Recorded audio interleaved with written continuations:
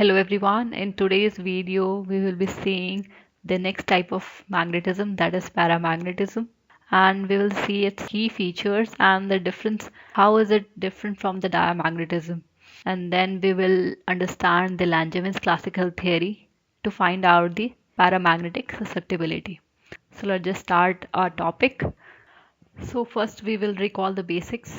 So paramagnets are those materials which contain permanent magnetic moment. This is not the case in diamagnetism. Diamagnets do not contain permanent magnetic moments. So it's the difference between the two.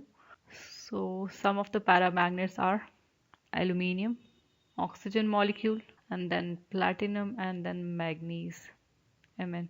These are some of the paramagnets. So why paramagnets contain permanent magnetic moments? The reason is because they contain unpaired electrons, and each unpaired electron contributes a magnetic moment mu, majorly due to spin. Both orbital as well as spin contributes, but the major contribution is from the spin part. In diamagnetism, induced magnetic moment comes from orbital motion of electrons. So there is no spin contribution in diamagnetism because the pairedness cancels out the spin. You can watch the previous video about diamagnetism where we have discussed all these things. So let's continue with our paramagnetism case. So in the absence of magnetic field, that's a magnetic field is zero, magnetic dipoles are randomly oriented. Because of this random orientation, net magnetization of paramagnets is zero. Let's move to the Langevin's classical theory.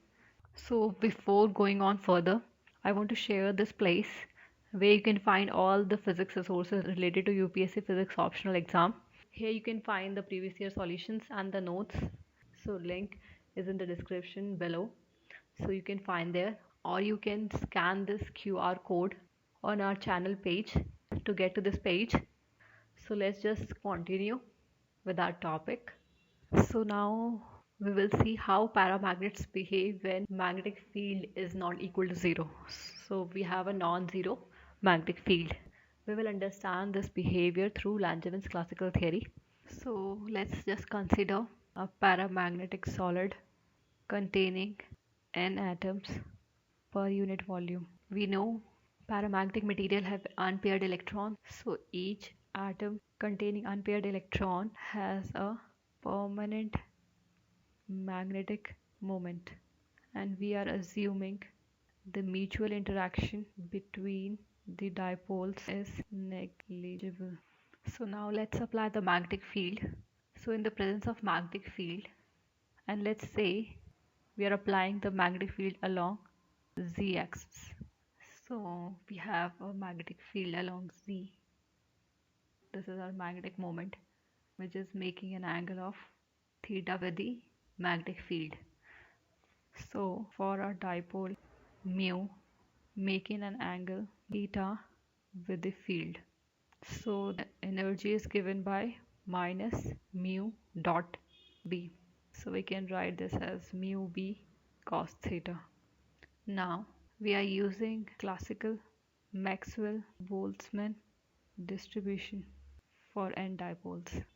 So using Maxwell-Boltzmann distribution, so we can write that the probability of a dipole having an energy E at temperature T is given by this P is a function of theta, which is given by exponential minus E, that is energy, over kBT, that's the Boltzmann constant, and the temperature divided by the partition function. So this is equation number 1, and this is the partition function. Now those who don't know what is partition function, so let's see. Partition function is the sum of all possible orientation. As we all know, what is the probability? That particular event divided by all the possible outcomes. So basically we are following that concept only. So now substitute for E. We know E is minus mu b cos theta. Our probability expression becomes E minus mu b cos theta over kbt over z. We can cancel this, minus minus becomes positive. This is mu b cos theta kbt over z. Let's say this as equation number 2. Now let's find the partition function. Moving on to the next page. So z can be written as integration of all the possible orientations, solid angle, because we have a 3D solid, so we have to take the solid angle element to integrate all the possibilities. In spherical coordinates, the solid angle element can be written as sine theta d phi is 0 to 2 pi. This is 2 pi sine theta d theta. So we get the solid angle in terms of theta. So let's just substitute for solid angle here. Z as E mu b cos theta kbt 2 pi sine theta d theta. Let A is equal to mu b kbt and x equal to cos theta. So we can write dx is equal to minus sine theta d theta. Z is equal to, the range for theta is 0 to pi. So this will become, if we substitute x is equal to cos theta, this will become 1 positive 1 to minus 1 x, and this is 2 pi sine theta d theta is minus of dx. So this minus sign will invert the limits. So let's just invert the limits, taking the 2 pi outside. This is eax dx. So this is a simple integration. So integration of this ax is eax over a. It's 2 pi e a minus e minus a over a. So we all know this is a hyperbolic function. It's 2 pi 2 sine h a over a. Our z comes out to be 4 pi sine hyperbolic a over a. So this is our partition function expression. Let's write this equation as number 3. Now we will find the average magnetic moment along the field direction. So the magnetic moment component along the field direction, mu z is equal to mu cos of theta. So the cos theta component gives the magnetic moment along the field direction. So we have to take the average of mu cos theta, mu z. So let's see. And we know that different moments make different angles, that is different theta with the field. So the average mu z can be written as integration this mu cos theta component along z-axis and into the probability mu b cos theta over kbt sine theta d theta. So this is the Maxwell distribution. So this is the expression for average mu z component. This is the probability distribution, and this is the z component of magnetic moment. So we have to integrate the all possible orientations along the field direction of magnetic moment, and we have to do the normalization by dividing the whole expression with z, that is partition function. So this is a normalization to find the average. So this is the whole expression to find out the average magnetic moment along the field direction. So let's solve this integration. So our average mu z component is mu cos theta e mu b cos theta over kbt, and this is the solid angle element, so we have this 2 pi also. So this is our expression for average magnetic moment along the field direction. Earlier we have taken A is equal to mu b by kbt. and x is equal to cos theta. So using all these, we get the mu z as 2 pi minus 1 to 1 mu x e a x sine theta d theta can be written as dx, and we have reversed the limits over the partition function. So we can take out the mu, which is constant.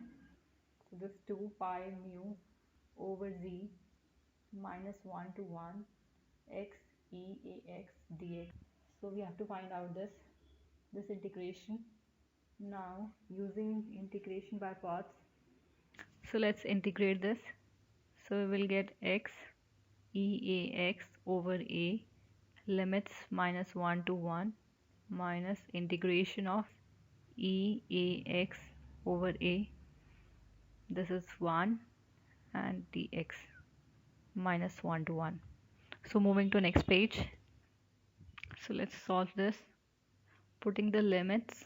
So this will be 1 e a minus 1 e minus a over a, and this is e a x over a square minus 1 to 1.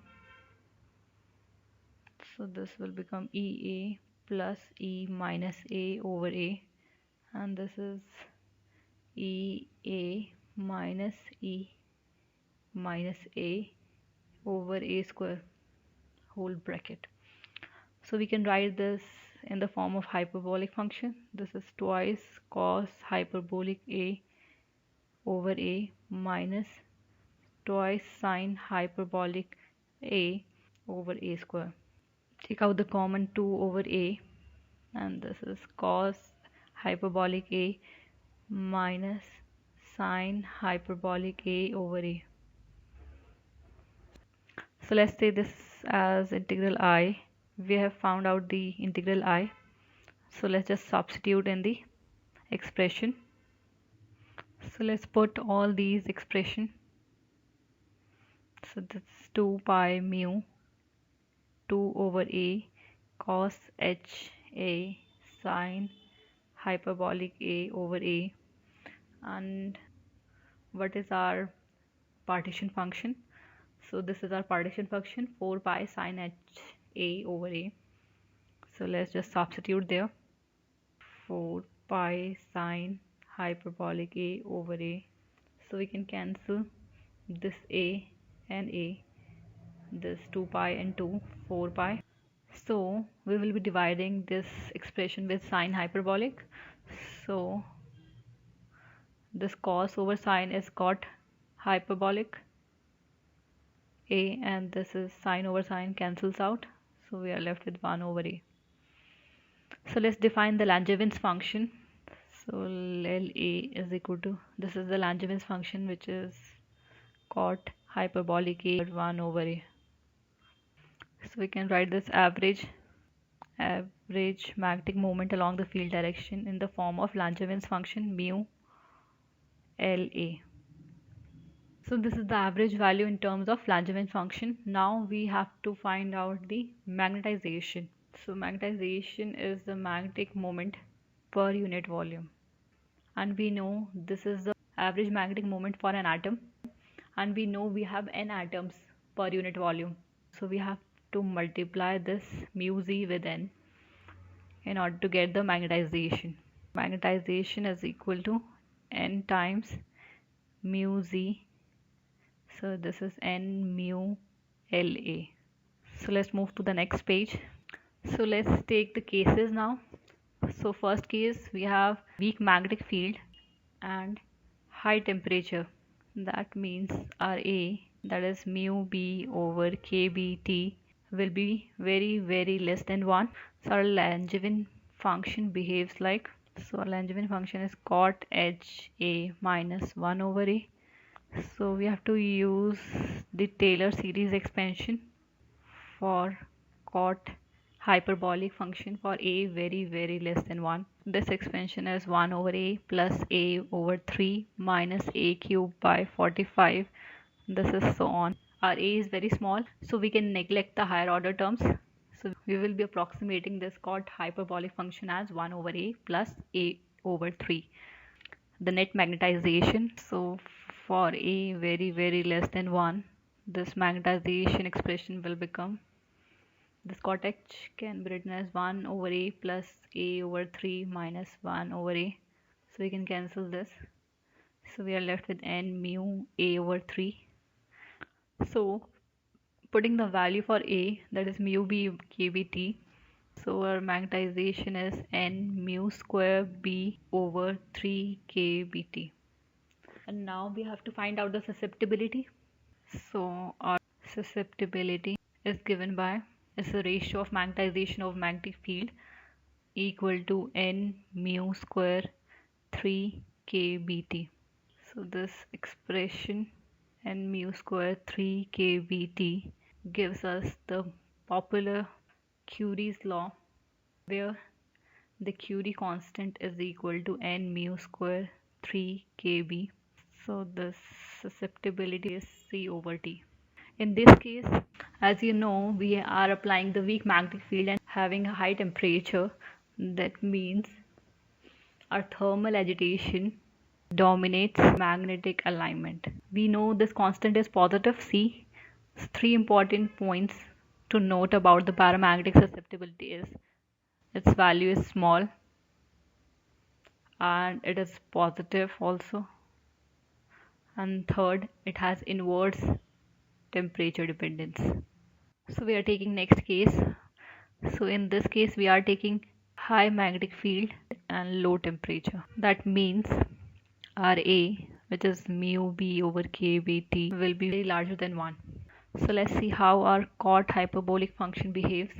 So we can write this in exponential form, that is cos over sine. So EA plus E minus A, and this EA minus E minus A.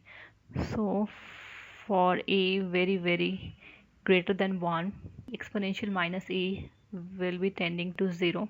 So now substituting this, we will get this chord hyperbolic function as EA plus 0, EA minus of 0, and this will cancel. So our chord hyperbolic function will tend to 1. So in this graph you can see for lower values of A, this Langevin function is approximated to a over 3. We have seen in the previous case. In this case, for larger values of A, our Langevin function will be saturating to 1. Let's find the saturation magnetization. This will be our saturation magnetization n mu. This is the maximum magnetization this solid can attain, and this means that all dipoles at this stage are aligned. So this is the second case. So that's it for today's video. If you have any doubts related to this topic, you can write me in the comment box. If you like this video, please like, share and subscribe to my channel, and thank you for watching this video and have a nice day.